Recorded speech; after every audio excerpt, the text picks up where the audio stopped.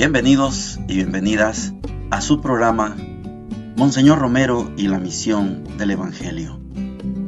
Un programa que lleva dos objetivos: conocer a Monseñor Romero y estudiar la Sagrada Escritura con un juicio crítico desde la teología de la liberación. Cada día tendremos un encuentro con Monseñor Romero y con el Dios de Jesús.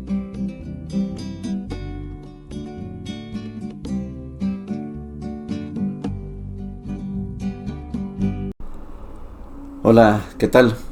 Este es su programa Monseñor Romero y la misión del Evangelio.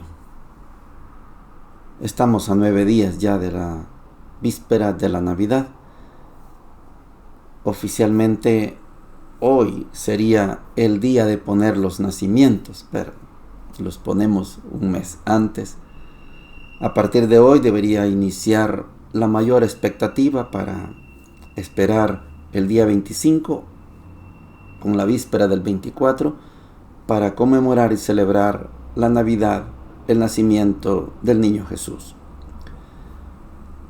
Los comercios adelantan todo desde octubre, septiembre. Ya los almacenes están vendiendo cosas navideñas.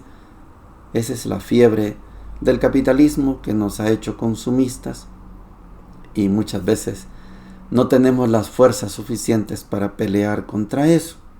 Pero de uno en uno, como decíamos ayer, tenemos que ser usted y yo Juanes Bautistas, que nos dedicamos no a anunciar a otra persona, a un muñeco, sino a anunciar a nuestro Señor Jesús. Este es un celo que deberíamos tener todos y todas.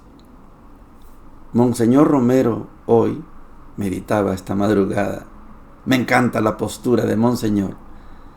Hoy Monseñor Romero nos está explicando aquello de que Dios libera con la colaboración de los hombres. Dios libera en la historia y con la colaboración de los hombres, de las mujeres. Pero como hay procesos liberadores de uno y de otro tipo, Monseñor hoy nos explica cuál es el verdadero proceso liberador, cuál es el verdadero proceso de la historia de la salvación. Oigamos a Monseñor. Queridos hermanos, queridos sacerdotes, queridos agentes de pastoral, queridas religiosas que trabajan en la pastoral, queridos catequistas, celebradores de la palabra, cuánta gente trabajando en la pastoral, bendito sea Dios. Pero tengamos en cuenta de hacer de verdad la iglesia que sea precursor del Señor, sea de verdad que nuestro trabajo de iglesia se identifica tan íntimamente con Cristo, que su amor es el amor de la comunidad, que su iluminación es la iluminación de la comunidad, que pensamos como Cristo piensa y buscamos la liberación de nuestro pueblo desde esa perspectiva de la historia de la salvación, que debe de iluminar todas las salvaciones en la historia. No hay más que una historia de la salvación, y desde ella iluminaremos las salvaciones, las liberaciones, las reivindicaciones de todos los hombres, que serán auténticas en la medida en que se identifiquen o que aspiren, que se orienten a la salvación en Cristo, y serán espurias, serán falsas en la medida en que se alejan de los sentimientos de Cristo, y se alejan de Cristo por el odio, por la venganza, por las parcializaciones, por los radicalismos. No pueden ser salvaciones de Cristo más que aquellas que buscan en la fuerza del Señor la salvación, el bien común del pueblo, y no el bien de una facción popular nada más. Como Juan Bautista, en el marco político histórico, la iglesia tiene que ser el clamor del Señor, la voz que clama siempre en el desierto: preparad los caminos del Señor. Un llamamiento a todos los corazones para que de veras busquen el encuentro que nos hará felices ya en esta tierra. Porque quiero también subrayar esto, queridos hermanos, en la medida en que nosotros buscamos esta historia de salvación, estamos siendo también encarnados en la historia de nuestro pueblo. Se quiere pensar muchas veces que ya este sentido religioso de la comunidad cristiana nos aleja, nos aliena, como se dice hoy, de las realidades de la tierra.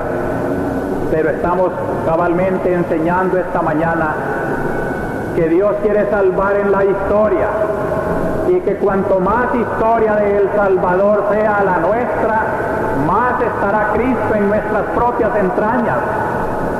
No necesitamos, pues, importar a El Salvador imperialismo de ninguna clase.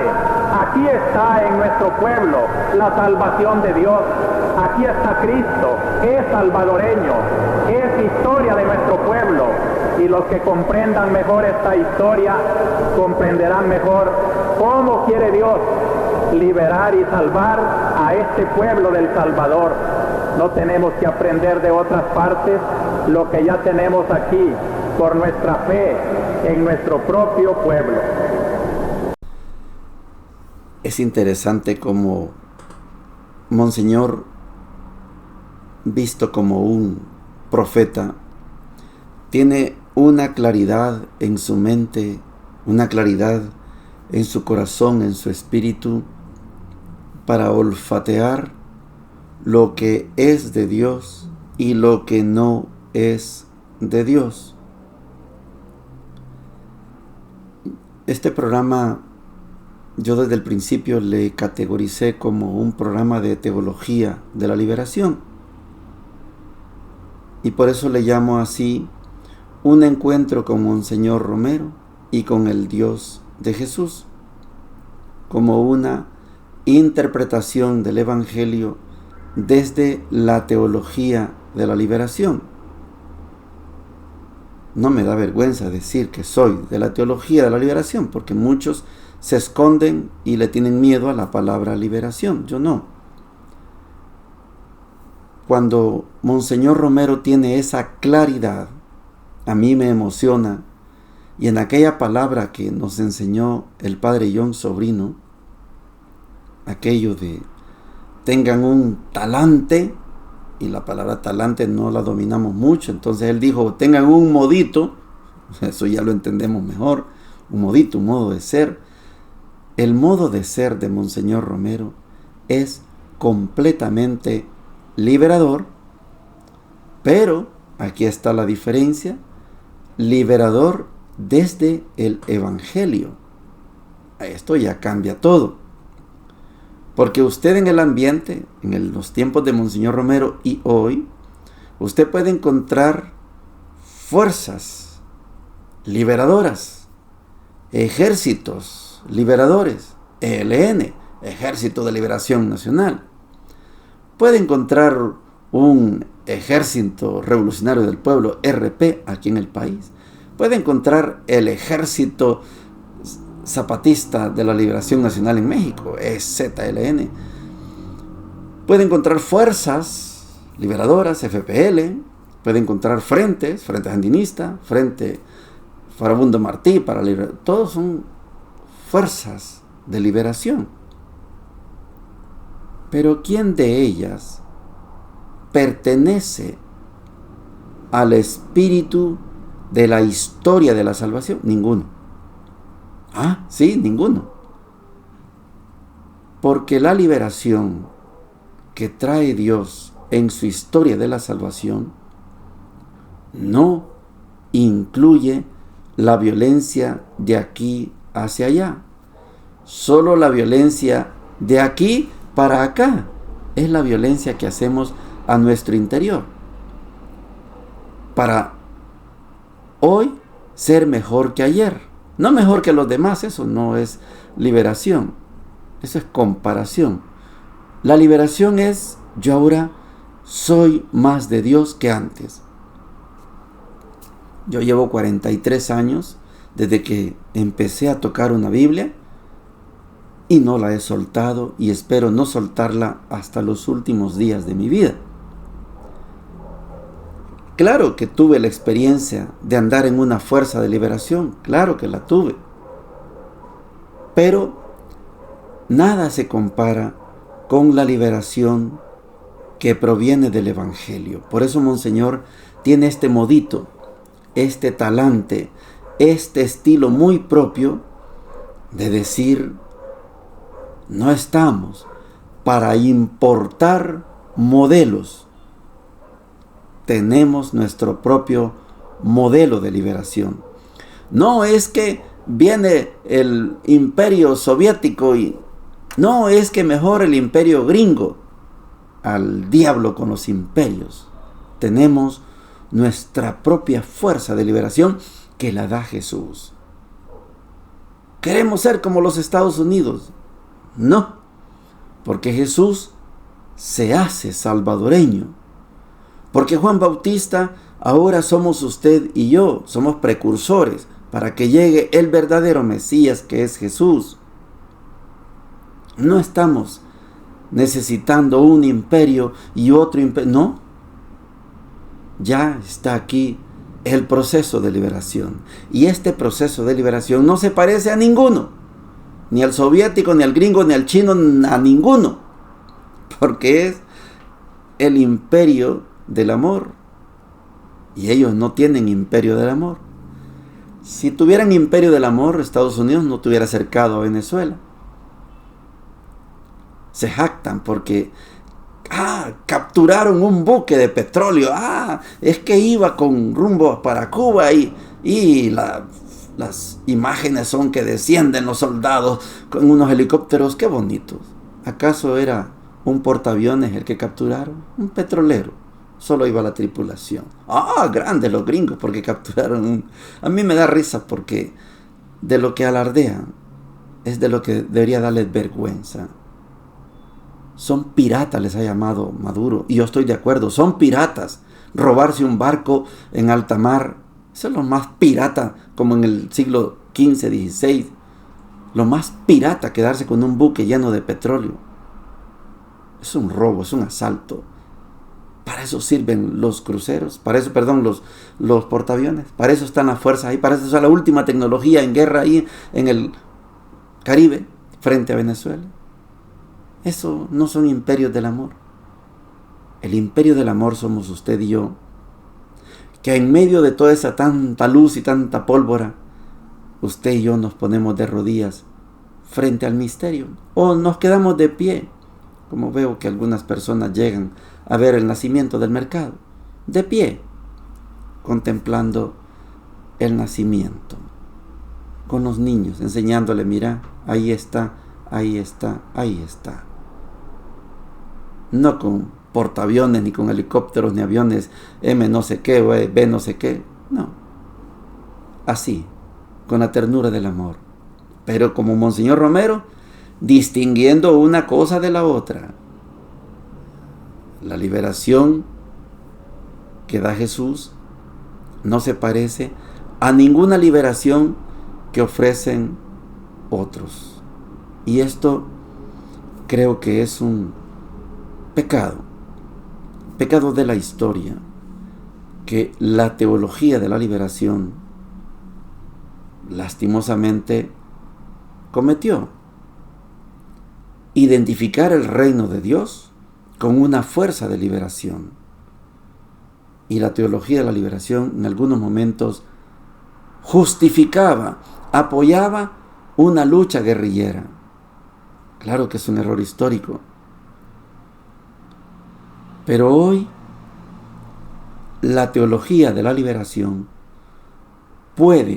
completamente puede estar libre de toda contaminación, porque nos concentramos en la liberación que trae Jesús, porque usted y yo, con la teología de la liberación, nos insertamos en la historia con la finalidad que les he dicho,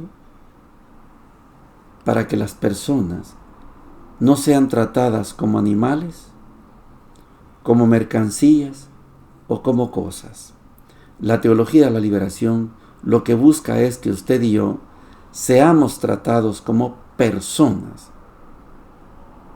personas dignas del amor de Dios. Esto es la teología de la liberación. Así la fundó Gustavo Gutiérrez. Así la celebramos en los años 60 y 70. Ya en el 80 la teología de la liberación fue que se desvió un poco. Hicieron que las comunidades de base, algunas de ellas, se fueran a la lucha armada. Y se justificaba desde la teología de la liberación. Hoy estamos en otro momento y la teología de la liberación está limpia y debe permanecer limpia. No le tengamos miedo a la palabra liberación. Vamos a las lecturas. Hay novedades ahora. Vamos a leer al profeta Sofonías, capítulo 3, 9 al 13. Dice lo siguiente: así habla el Señor. Yo haré que sean puros los labios de los pueblos, para que todos invoquen el nombre del Señor y lo sirvan con el mismo empeño. Desde más allá de los ríos de Cus, mis adoradores, los que están dispersos, me traerán ofrendas. Aquel día ya no tendrás que avergonzarte de las malas acciones con las que me has ofendido, porque yo apartaré a esos jactanciosos prepotentes que están en medio de ti, y ya no volverás a engreírte sobre mi santa montaña. Yo dejaré en medio de ti a un pueblo pobre y humilde, que se refugiará en el nombre del Señor. El resto de Israel no cometerá injusticias ni hablará falsamente, y no se encontrarán en su boca palabras engañosas. Ellos pasarán y descansarán sin que nadie los perturbe. Palabra de Dios, te alabamos, Señor. No es común leer al profeta Sofonías, por eso es necesario meternos en el contexto. Sofonías es uno de los profetas menores. Acuérdense que la diferencia entre profetas menores y mayores no es que uno sea más importante que el otro, no. La diferencia es que estos escribieron poquito, por eso se llaman menores, y los que escribieron bastante se llaman mayores. Esa es la única diferencia. Sofonías es un profeta que colaboraba, que orientaba, animaba al mejor rey que ha tenido Israel después del rey David. Sofonías fue valiente, defendió al reino del sur con su vida, peleó contra Asiria y peleó contra Egipto, evitó que Asiria destruyera el sur como había destruido el norte. Sofonías, valiente, guerrero, en primera fila con las tropas, cayó en combate frente a Egipto. Y el pueblo, al ver que había caído su mejor guerrero, el rey Osías, clamó a Dios: ¿por qué nos has abandonado? Y el profeta Sofonías tiene que hablar en nombre de Dios. Dios no nos ha abandonado. Y la gente empezó a odiar a Sofonías, que les hablaba en nombre de Dios, diciéndoles: el hecho que nos hayan matado al rey no quiere decir que Dios nos ha abandonado. No nos importa ese Dios. El pueblo se enojó porque cayó su buen rey y practicaron religiones de los vecinos y protestaban contra Dios, maldecían a Dios. Y Sofonías: no hagan eso, no hagan eso, miren que Dios no tiene la culpa de eso. Dios es inocente. Murió, sí, así, pero sigamos.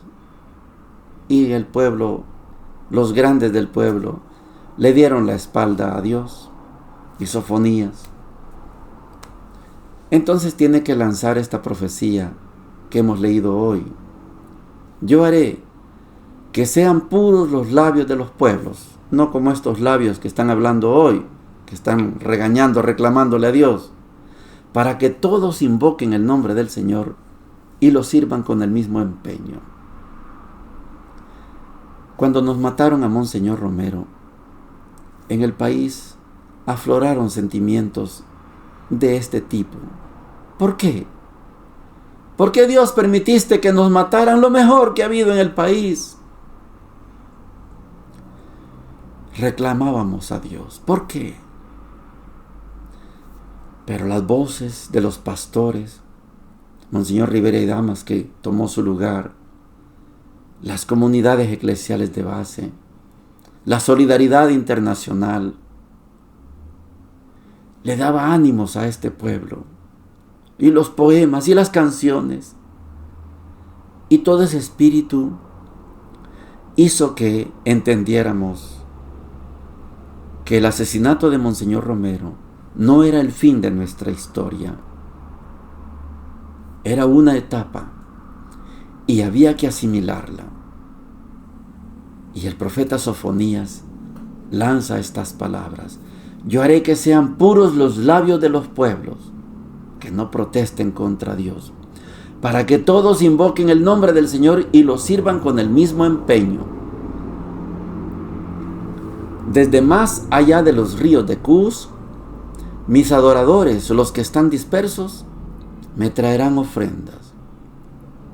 Aquel día ya no tendrás que avergonzarte. Qué vergüenza protestar contra Dios. No. Y esto es lo central de Sofonías. Yo dejaré en medio de ti un pueblo pobre y humilde, que se refugiará en el nombre del Señor.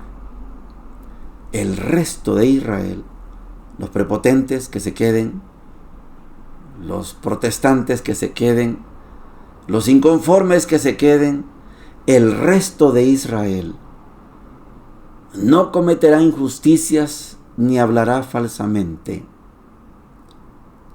y no se encontrarán en su boca palabras engañosas. Ellos pasarán y descansarán sin que nadie los perturbe. Esto es Sofonías.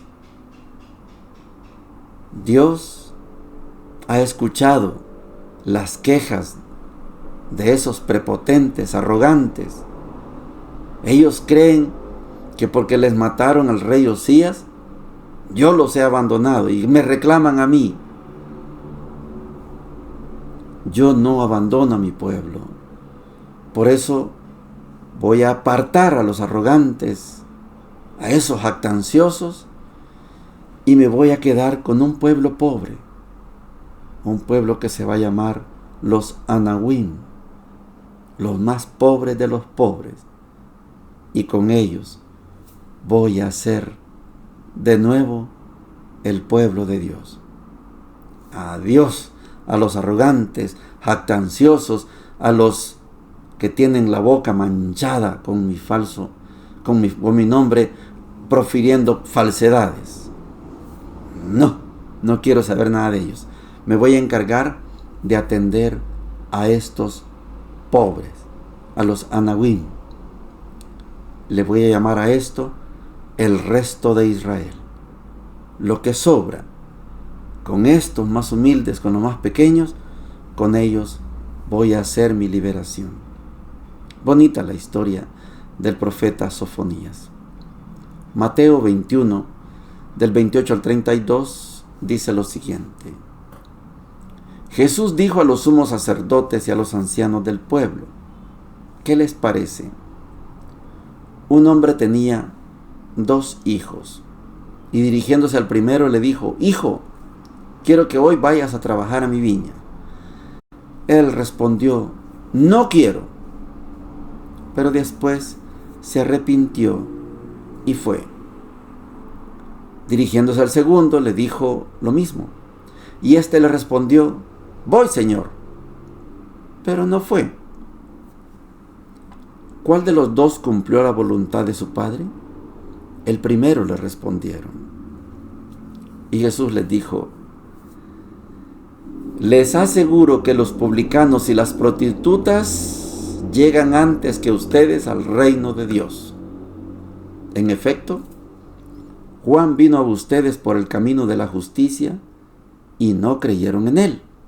En cambio, las prostitutas y los publicanos creyeron en él.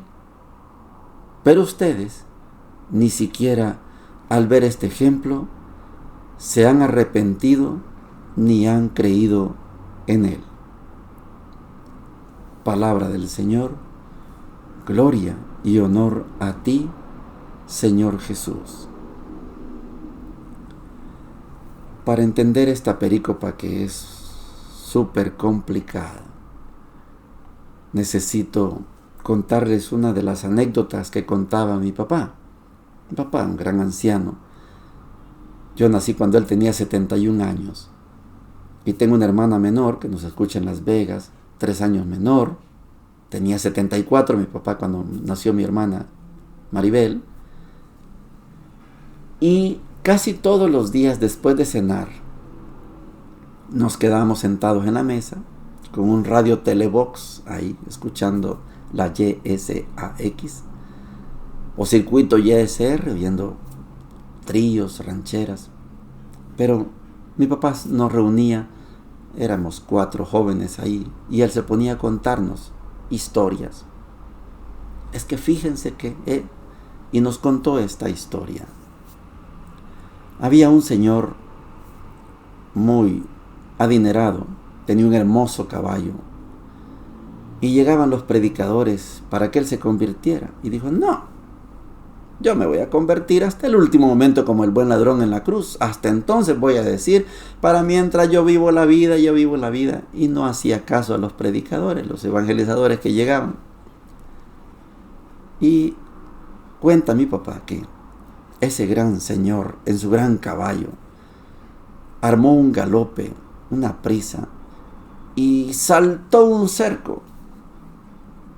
Y dice que el caballo se enredó en los alambres del cerco y que el tipo voló por los aires, y había un esqueleto de un buey y habían unos cuernos, unos cachos ahí en el suelo, y el tipo cayó sembrado en esos cachos.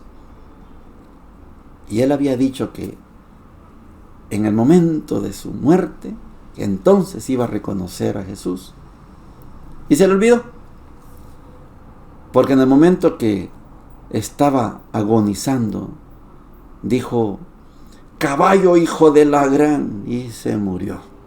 Fueron sus últimas palabras, decía mi papá. Por eso, el proceso del que está hablando Jesús, tenía 2 hijos. Le dijo el primero: ve a la viña. Y dijo: no. Pero fue. Y el otro le dijo: ve a la viña, hijo. Sí, Señor, voy. Y no fue. Y usa la figura de los publicanos y las prostitutas. Porque los sumos sacerdotes y los ancianos del pueblo son los guías del pueblo. Y los guías y los sabios, los ancianos son los sabios, vieron que vino Juan, y Juan les llamó a conversión: bautícense. Y no se bautizaron, no creyeron en Juan. Pero tienen una oportunidad. Ustedes son como el primer hijo. A Juan le dijeron: no. Pero estoy yo, y a mí me pueden decir sí. Pero ustedes ni han creído en Juan, ni creen en mí. Por eso las prostitutas y los publicanos ellos que primero dijeron no, pero después se convirtieron y dijeron sí, les llevan la delantera. Solo tienen una opción: digan sí. Y si dicen sí, que sea sí. No digan no para después decir sí, no, mejor digan sí, y que ese sí sea siempre un sí. Si no hacen eso, no van a entrar en el reino de los cielos. Sacerdotes, sumos sacerdotes y ancianos. No es cualquier gente con la que está hablando Jesús. Los sumos sacerdotes y los ancianos, los que le preguntaron: ¿con qué autoridad haces esto? ¿Ustedes quieren saber con qué autoridad? Les voy a hacer yo una pregunta, dijo ayer. ¿El bautismo de Juan era de Dios o de los hombres? No lo sabemos. Pues no les digo con qué autoridad hago esto. Solo les estoy diciendo ahora que los publicanos y las prostitutas les llevan la delantera. Porque ellos dijeron primero no, pero creyeron en Juan, se bautizaron y se convirtieron. Y ustedes no han creído en Juan, mucho menos van a creer en mí. Están jodidos, pero tienen una posibilidad. Si antes dijeron no, digan ahora sí. Y hasta hoy, los sumos sacerdotes y los ancianos de Israel, incluido el señor Netanyahu, no quiere decirle sí a Jesús. No quiere creer ni en Juan Bautista ni en Jesús. Entonces, los publicanos y las prostitutas les llevan la delantera. Entonces, Irán, la Franja de Gaza, Transjordania, Cisjordania, Líbano, Siria, Beirut, le llevan la delantera. Porque ellos son víctimas de tus guerras. Y al ser víctimas, Dios está con las víctimas. Y Venezuela a Estados Unidos le lleva la delantera, porque Venezuela es víctima del imperio gringo. Y Dios está con las víctimas. Esos lancheritos, ¿sí? Tal vez llevaban droga, no lo sabemos, no lo podemos saber. Pero esas lanchitas que Estados Unidos ha bombardeado, para eso necesitan los aviones B, no sé cuánto, para bombardear lanchitas. Esas lanchitas, esos lancheros de esas lanchitas, les llevan la delantera a Estados Unidos, porque ellos son víctimas de sus bombas. Esta figura de los publicanos y las prostitutas sigue siendo actual. Dios no está con los verdugos, Dios está con las víctimas. Y cualquier víctima que haya del imperio es un hijo de Dios, es una hija de Dios. Y Venezuela, no sé qué Navidad va a pasar. No sabemos. Qué feo estar bajo un cerco, bajo un asedio.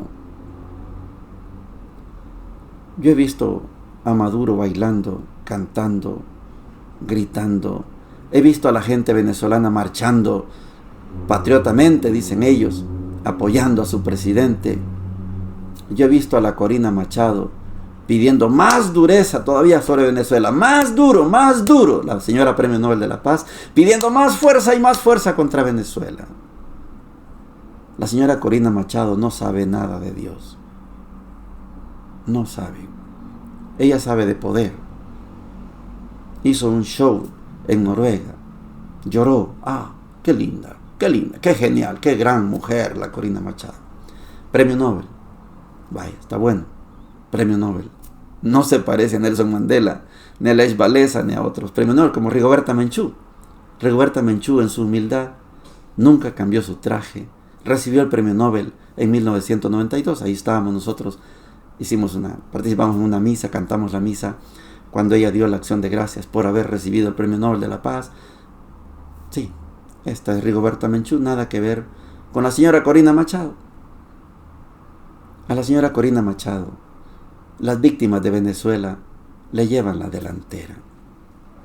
Ella quiere imperio y los pobres venezolanos quieren paz. ¿Quién les da la paz? Les da más paz Maduro que el imperio gringo. El imperio les está a punto de tirar bombas, a punto de meterle soldados y a disparar por todos lados. Entonces, en esa comparación, Maduro es mejor que Donald Trump. Venezuela está bajo asedio. ¿Sí? Quiere decir que ningún barco va a salir. Ningún barco puede entrar. Y si el barco trae alimentos, hay que bombardearlo. Eso es el imperio. Por eso los publicanos y las prostitutas le llevan la delantera. La persecución que está haciendo el señor Donald Trump, presidente de los Estados Unidos, a los migrantes, es una persecución animal. Eso no es justicia. Eso es cacería. Por eso los publicanos y las prostitutas, por eso los migrantes le llevan la delantera a Donald Trump. Los migrantes salen de su país y buscan Estados Unidos porque quieren trabajar. No quieren ir a robar, quieren trabajar. Pero el imperio dice no. Y los agarra como agarrar animales. Los migrantes le llevan la delantera al imperio norteamericano. Podría amanecer explicando comparaciones, adaptaciones, porque, reitero, la liberación, nuestra liberación, es por el imperio del amor, no por el imperio del odio. Si decimos sí, que sea sí, y si decimos no, que sea no. Pero si nos disponemos a seguir a Jesús, hay que seguirlo como el profeta Sofonías, como el rey Osías, hasta las últimas consecuencias. Osías, modelo de rey, murió peleando en un campo de batalla. Así mueren, como José Martí, así mueren los hombres libres, como Sandino, como Farabundo Martí, hasta las últimas consecuencias, como Monseñor Romero, haciendo lo que sabe hacer, predicando y celebrando la Santa Eucaristía. Bendiciones para todos y para todas. Hemos presentado Monseñor Romero y la misión del Evangelio. Hasta la próxima.